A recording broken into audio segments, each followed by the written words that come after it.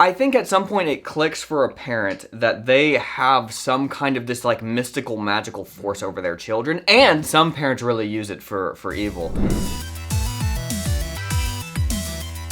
Jordan's messages. Sponsored by Squarespace. Live or live? It's both. Why? Because I meant for it to say live, but Josh, after I wrote it, started cracking up that it said live, and I realized it's a double meaning. It's genius. I'm smarter than I thought I was, and I already thought I was smart here on messages. It's live because we're doing BlimeyCon, and we're doing messages live, and I'm terrified. But we're gonna do it anyways, Josh, because you know why? You have to push through the pain to get to people. Do you think that Jesus, when he was talking to people live, he was scared? He was sweating blood. He was so scared. So will I. Terrified. And it's live because Josh thought it was funny. Let's get to the messages. Hi, Jordan and Josh. So my brother is getting married, and my family recently found out that my brother's fiance does not intend on taking my family's last name. Oh no. This has really bothered my mama, and I just find it confusing. Her reasoning is a last name change is a modern cultural thing, and it's like taking my identity away. I have always been a insert last name. Wait, she's saying that her mom is mad about it or not mad about it? What is she saying? No, she's saying her mom is upset about it, and then she's also sharing what the girl herself is saying, why she's not changing the name. The her reasoning, these pronouns or whatever. Like, come on. Her reasoning is a last name change is a modern culture. I thought she was saying her mom. And it's like taking my identity away. I've always been in. Okay, I do not get this because I have always thought whenever I get married, I will take my husband's last name. I would not be losing myself. Instead, I would be taking on a new identity and creating my own family. So, I was curious as to what your thoughts were about this. Do you get her reasoning? Did Sarah and Kelly take the last name Taylor? Thanks! A single girl who is very confused.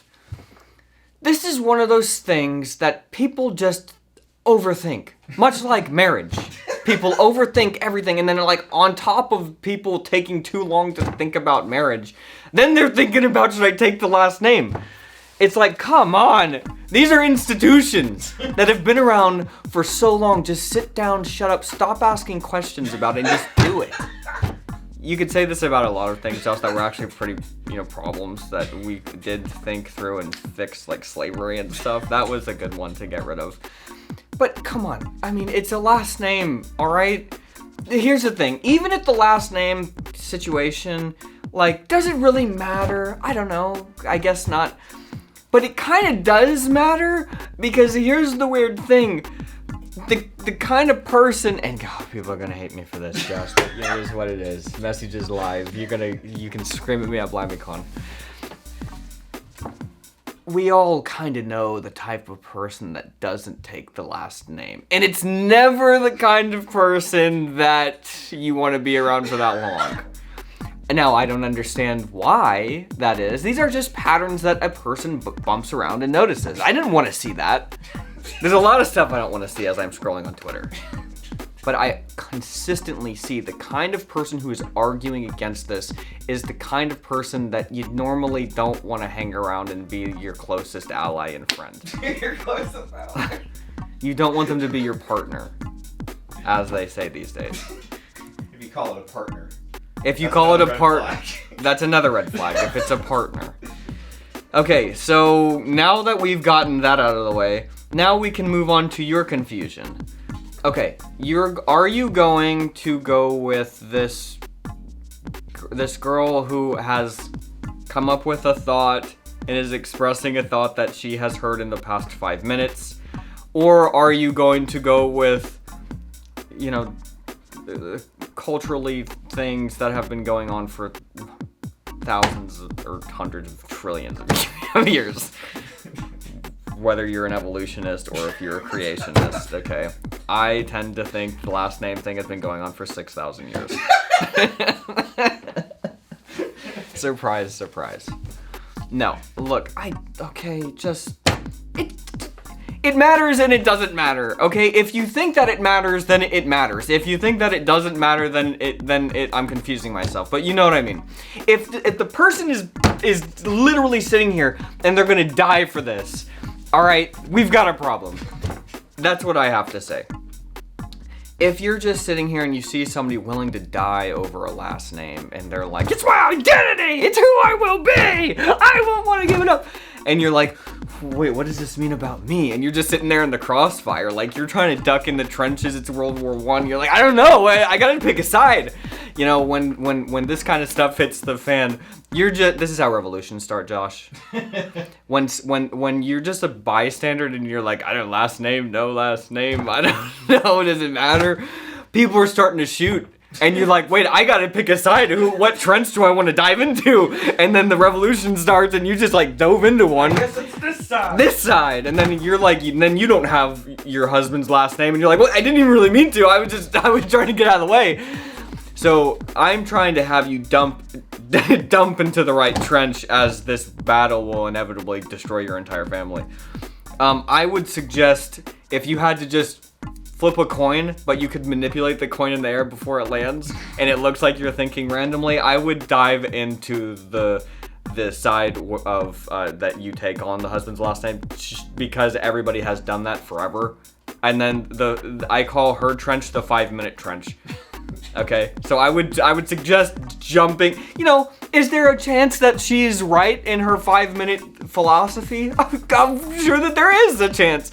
But if we want to go on pure statistics, okay, I would dive into the 6,000 year camp, okay? And then if they're wrong, then okay, at least you have a good excuse. Like the other one, you're gonna look really stupid in 5 years when that trend goes away.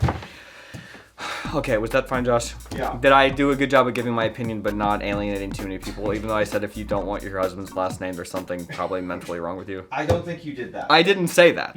I didn't say that. I'm saying you didn't do a good job of not alienating people. So people feel alienated? Yeah. Okay. Live! I will live. Guys, the best advice that I could ever give you that will change your life forever is to just start that passion project you've always wanted to start. Something that gets you up in the morning. Much like messages gets me up in the morning. And if you have that creative project you're really wanting to start this year, then you just need to start it. Of course, you'll need a website, and our friends at Squarespace makes the whole process of building a site just so easy. Anyone can do it. We build our sites with Squarespace and have been using their services for over a decade now. Maybe you want to sell stuff or display your work or start a blog or a podcast. Whatever you want to do, Squarespace can create a site that does one or all of those things. With Squarespace's collection of cutting-edge design tools, anyone can build an online presence that perfectly fits their brand or personality. Their AI-enhanced website builder makes an already easy process even more efficient and customized just for you. It'll add nice-looking stuff to your site that you hadn't even thought of, but of course it should go there. Of course, you'll need a domain name as well, and Squarespace makes that easy too.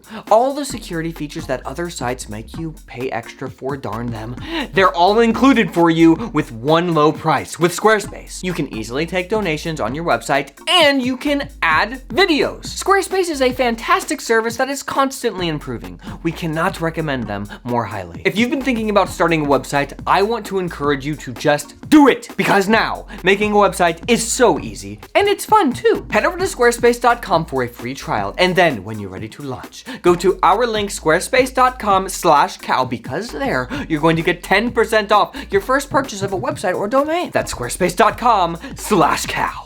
Now, let's get back to the messages. Dear Jordan and Josh, my wife and I need serious help with my family who live about 5 minutes away. This is a huge blessing, but things have been challenging with my mom. Before the birth of our child, she said there was no expectation of how much my family would see him. But as soon as we came home, she was asking to come over nearly every single day. Then, very quickly, it became radio silence, and we had to go out of our way to get any help from her. She has been oddly critical of some of the choices we've made with our baby, down to not liking us putting a bandana bib on him. My brother and his wife recently had a baby and took a different approach than us, and I think she may be comparing us to them. This situation has been especially hard on my wife, and the proximity to my family has been challenging. We struggle with feeling that my mom is silently unhappy with us. Any advice would be wonderful. Sincerely, a husband desperate and needing help. This is really eating this guy alive. He's like, my mom does not approve of me, even though my choice. I'm homeschooled, I'm sure. I'm homeschooled, and the act of rebellion was putting a bandana bib on my baby and not seeing my mom every second of the day, even though she was coming over twice a week. She lives 5 minutes away. She lives 5 minutes away. She's walking over. She knows where we are constantly. She's driving past on her way to Kroger or Costco. Put this in perspective. How often are you thinking about this? Is this something that you're thinking about as soon as you wake up in the morning? Is it something that you're thinking about as you're sitting there holding your child and you're trying to have a nice time and you're like, wow, this baby really thinks I'm like the greatest person ever. Wow, I feel this tinge of guilt because am I really that good? Am I really as good as this baby thinks? Because my mom thinks that I'm the worst because I put a bandana on him right now. There's a bandana on it. Every time you see the bandana, you're like, wow, I'm the worst son ever. Imagine if I'm not as good as my baby thinks that I am. You just start to spiral. These thoughts just start to send you basically straight to hell. Not physically, Josh, but emotionally. Mentally, you're in the dumps.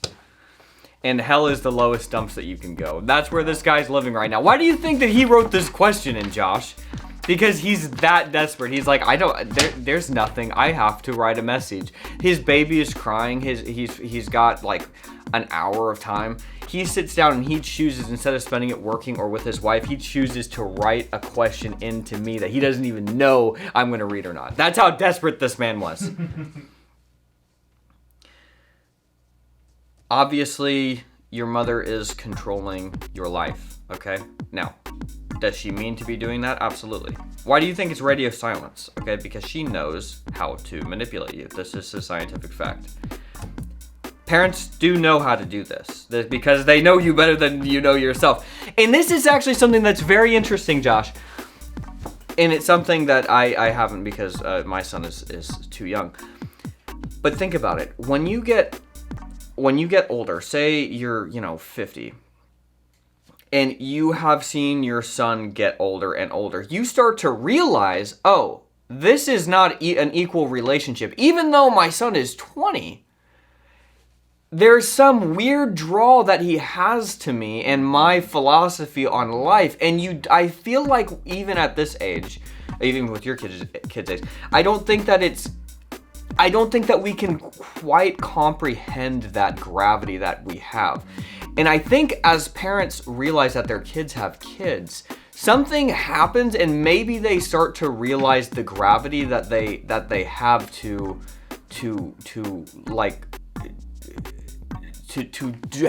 draw you into that universe. I don't know. I don't even know what I'm trying to say. But I think at some point it clicks for a parent that they have some kind of this like mystical, magical force over their children. And some parents, this just goes off their back. It's like, oh, that's an interesting thing. And some parents really use it for evil. And that's when the child-parent relationship basically completely goes to HE double hockey sticks.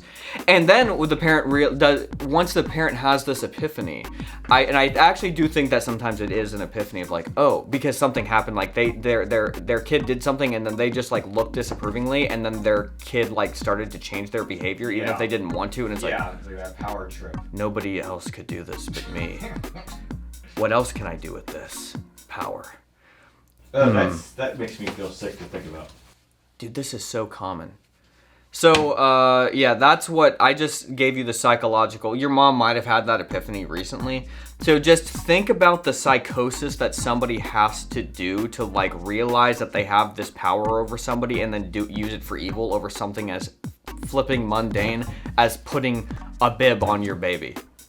But he's gonna say, well, that was just an example. There's 1,000 other things I'm doing. I actually did something wrong one time. There's always something that you are doing differently that you are the only reason that you're saying this stupid thing about the bib is I think because you actually in your mind you've kept score of there's actually stuff that I do that I know is wrong that my parents shouldn't approve of, and I'm trying to do the best that I can. So you're trying to like take what they say and like warp it to like your identity, even though it's like it doesn't actually fit. And even if you have messed up, which everybody has, even if you had messed up, that doesn't mean that somebody can use that for their ill-gotten gain. That's not how this works. And if they do that, that's the kind of person that you don't need to be around.